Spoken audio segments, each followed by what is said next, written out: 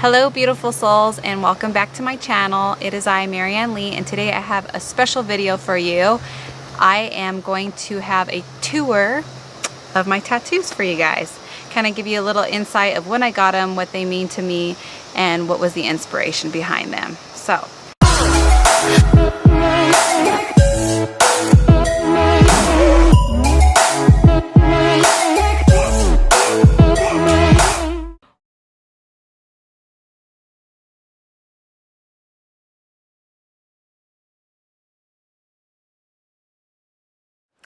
alright guys, so the reason why I wanted to do this tattoo tour of my tattoos is because I submitted to be a contestant on the Inked magazine. So make sure I will attach my link to go vote for me so I could be a model, possibly be featured on their magazine, and I'd greatly appreciate your support.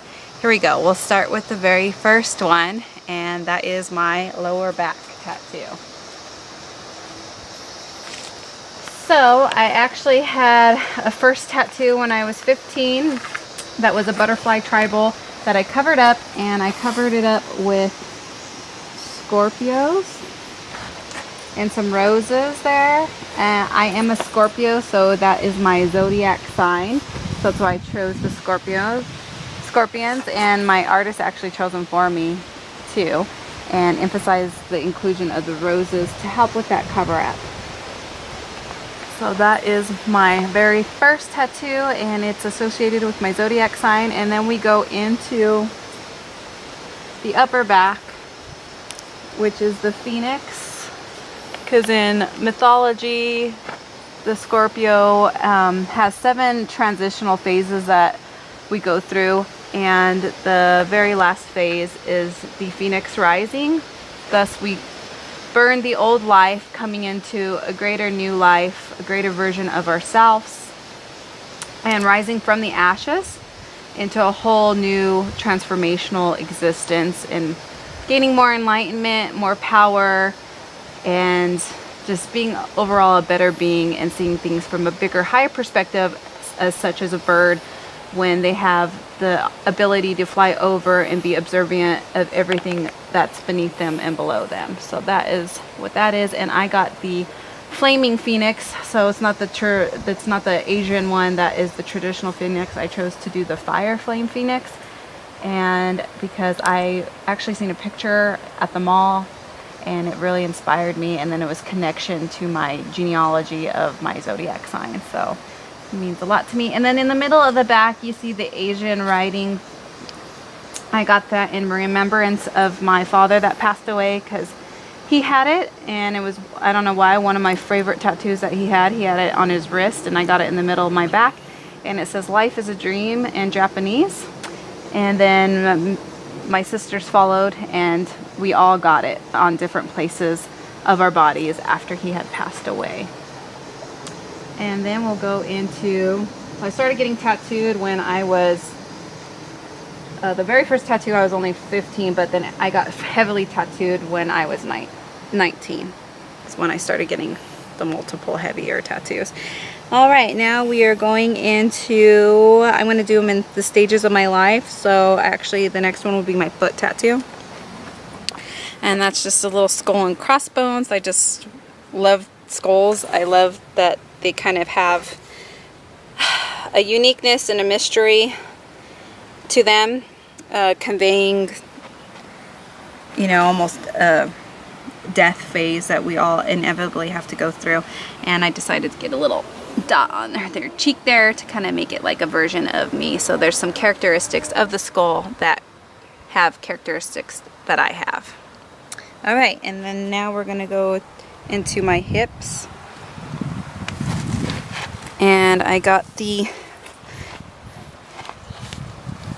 this is the first one. So the male version of, the male version lion, the warrior lion here, is I got it from my husband's portfolio, and I just fell in love with it because it just looks like he's such a warrior and has been through so much, and still handsome and attractive and alluring, and has such a stance of empowerment to him. And then to balance that out, we decided to put a female lioness on the other hip, kind of representation of me. So you got the divine masculine on this side, and then the female, which creates a balance of harmonious energy, the yin and the yang, dark and light sources. And then underneath that I got my husband's name, because he means so much to me and I love him, and he's my tattoo artist. And actually I started dating him before he became my tattoo artist, so I didn't date him to get tattoos. I found out afterwards he was a tattoo artist. Alright, and then we got my Hello Kitty. I got that in representation for my daughter, 'cause she was like 5 years old at the time and she loved Hello Kitty. And I got the tiara on it because she's my princess. And then I got the rose. And I just wanted a realistic rose. Roses are my favorite flower. And they have a lot of metaphysical properties behind them. They bloom and they come into a full rose, from a bud into a full rose. So it's like metaphysical for me as far as being a young woman and then transitioning into a girl, into a young woman where I'm at now, and now a woman phase. So the transitioning between the cycles of life there. Feeling more open and more empowered as a woman as I come into my 30s, instead of like a bud that's kind of apprehensive to show her sides and things like that. And then I have the Peacock. I got that.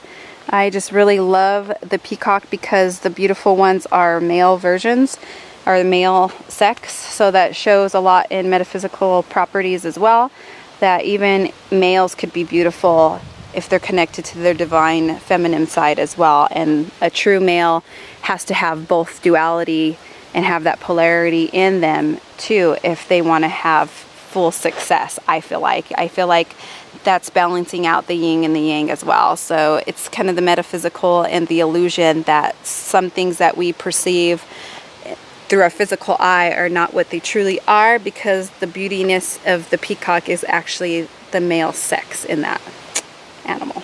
All right. And then I have the lotus flower. We all probably are familiar with that, what that means. The lotus flower births and comes from and is created in a pond of slum into a beautiful flower that is captivating and alluring and just has such beauty to it. And it comes from like the slums of a pond and the slums, yeah. So that is that. And then I have an hourglass. And I got that because it represents, actually my dad had an hourglass, so I wanted my very own version. It's kind of the illusion of time, as I like to do a lot of like meditation and alchemy, and you know, I like to go to places where time does not exist on certain different dimensions and certain rims, but here on this physical rim we do have to keep in mind and have to work about and around time. So it's kind of a duality, polarity existence as well, and we just made it kind of more oceanic with the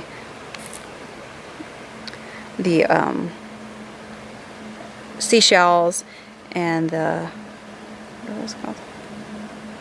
Seahorse. Yeah. Blank. Okay, and then we have, oh, my little heart. My little heart. I actually had a piercing and I didn't like the scar, and then my husband drew up something to cover it, and he said, why don't we do a little heart? So that's that. That is not a beauty mark, it is a tattoo, and a lot of people know me about it, so it's pretty cool. It's kind of like been like my stance of who I am, creating individuality, so I love it. And then last but not least, oh yeah, yeah, we got two left. Last, well, not least actually, this is second to the last, is my chest piece. I got this chest piece after I made a really poor decision that could have been really hindering and life altering in a negative way. So I wanted to capture a metamorphosis of learning from the mistake that I made into capturing beauty and just taking a stance to remain who I am and to always think about things before I make decisions on things. And we got the sugar skull in the middle in representation of my genealogy and my culture, being from a Hispanic Mexican descent. You know, just aligning and accepting the ancestors to help guide me through life, and know that they are there on the other side and they're part of my spiritual army and here to help me while I live my life here on this physical 3D reality. And we just got candles in there to kind of make it just more of a unique design that my husband came up with.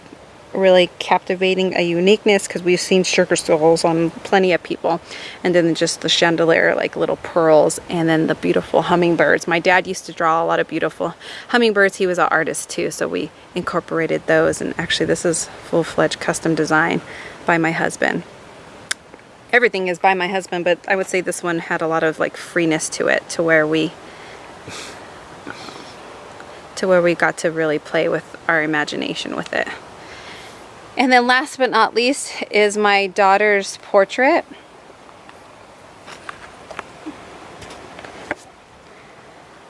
And she is now 13. She is 7 years old at the time, and she's my one and only, so I just wanted to get her on my arm.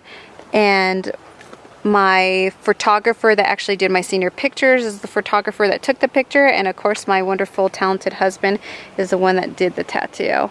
She just means the world to me, and I want to be a greater woman so I could teach her how to be the greatest version of herself. So it's a state of remembrance, and I always have her with me on my arm.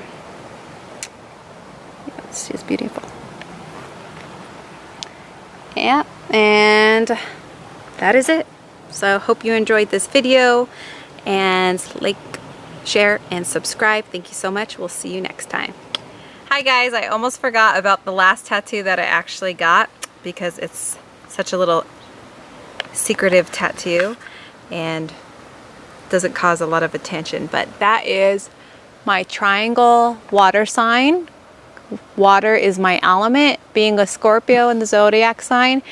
And also it's the triangle that draws down the energy from the cosmos coming in to my aura and in to my crown chakra, aligning all my chakras and being connected to divine source energy at all times. So that is it. Hope you guys enjoyed this video. Make sure to share, like, subscribe. Go vote for me, your girl Marianne Lee, and the link will be below in the description box of this video. Peace, love, and light.